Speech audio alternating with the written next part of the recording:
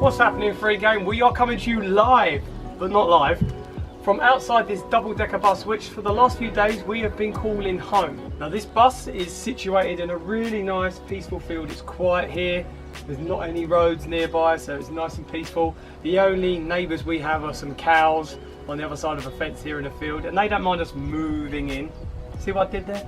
It was really nice here. We've got loads of open space, loads of place to walk around, have fun.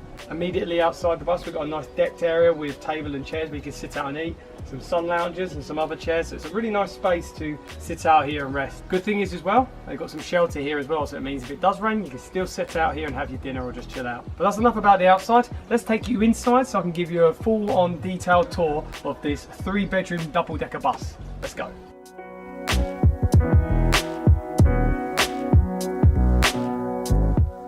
So this is Bertie the bus. That's right, that is the official name of this bus, Bertie. What a cute name, I love Bertie. This bus is obviously decommissioned, but a long time ago it would have carried hundreds, thousands of passengers on multiple journeys around a city or town somewhere.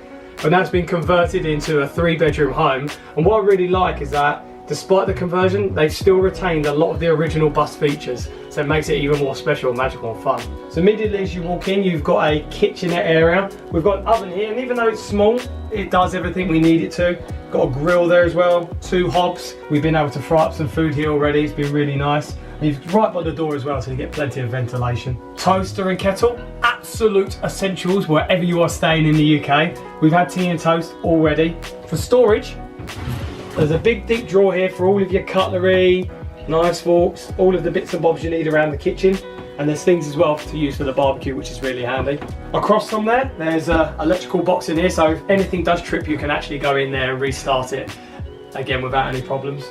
And I like that they have these little areas here which have been left for putting tickets in or holding things in as well. It's nice little touches like that which make this really special. We've got a decent sized sink here. It's been very practical for us so far. We've got the water plugged straight into the mains here, and also electricity's routed into the mains, but there's also a solar panel on the roof as well, which is really cool, which means, you know, we're getting renewable energy, which is really good for the planet.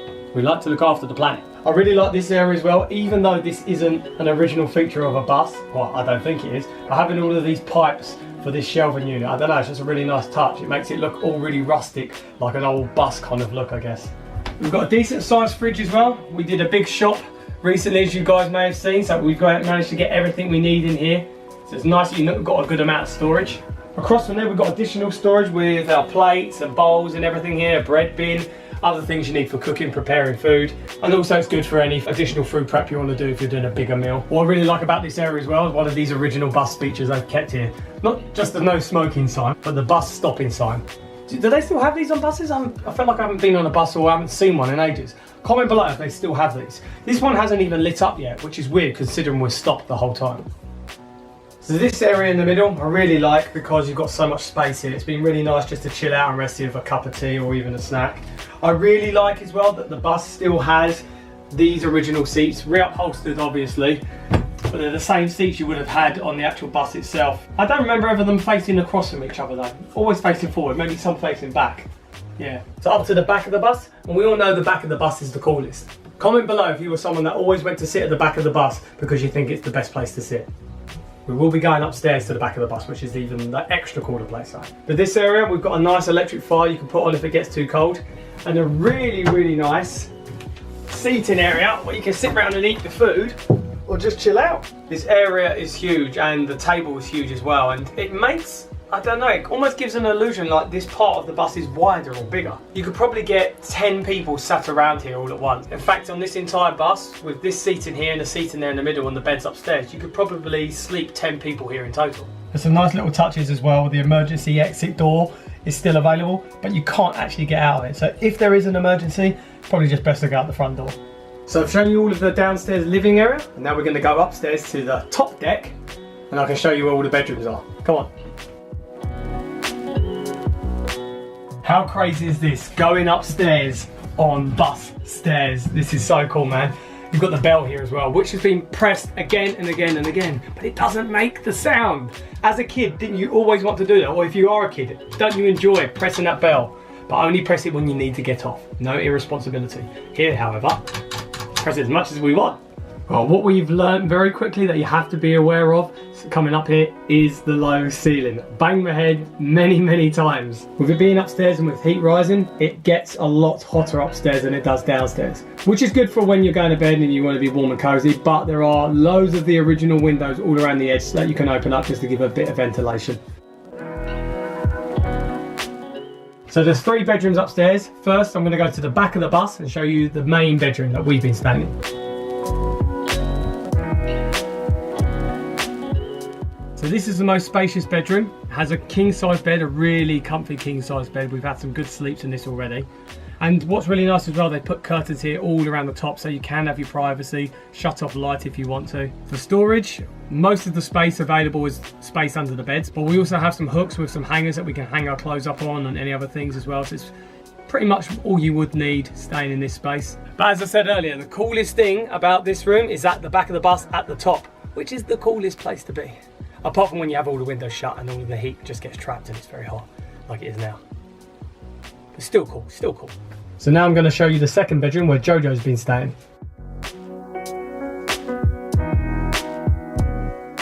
So with this room, not as much space, but enough space to get a double bed in so you can get 2 people to sleep in here. But there is good storage under the bed and there's hooks on the wall as well. And there's even a plug-in heater as well if you want a bit more extra heat. Now the last bedroom is at the front of the bus. As I said, as I was a kid, I liked the back of the bus. I felt that was a cool place. But now I'm an adult, I kind of like the front of the bus. It makes it feel like you're driving it. Do you know what I mean? Comment below if you do that. I'm sure you do. Please don't leave me alone for a game. You must do.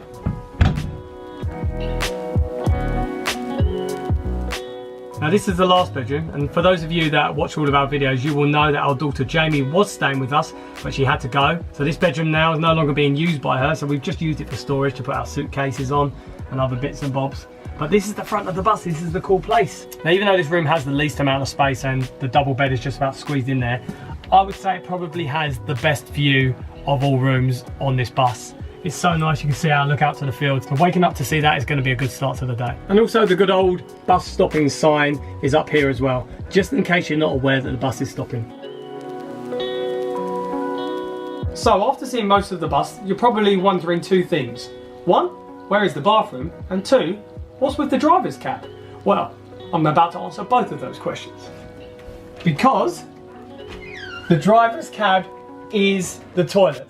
That is right. Come and check this out, guys.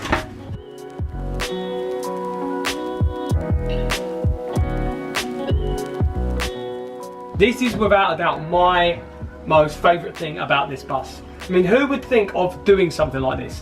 We've got a toilet with a steering wheel. You can actually use a toilet while pretending to drive a bus. It's a dream come true, right? And even all the switches, buttons, this must have been a really old bus because I've never seen any sort of driving area which has buttons for gears. There is a mirror here as well, which makes it seem a little bit weird that you're not only seeing yourself on the toilet, but seeing yourself pretending to drive a bus while on the toilet. So that is the last part of the double-decker bus to show you guys. As you probably noticed though, there isn't any shower here or washing facilities. Luckily, there's just a little separate shower block there that you can use, and there's also additional toilets you can use too. So basically, we've got everything we need here.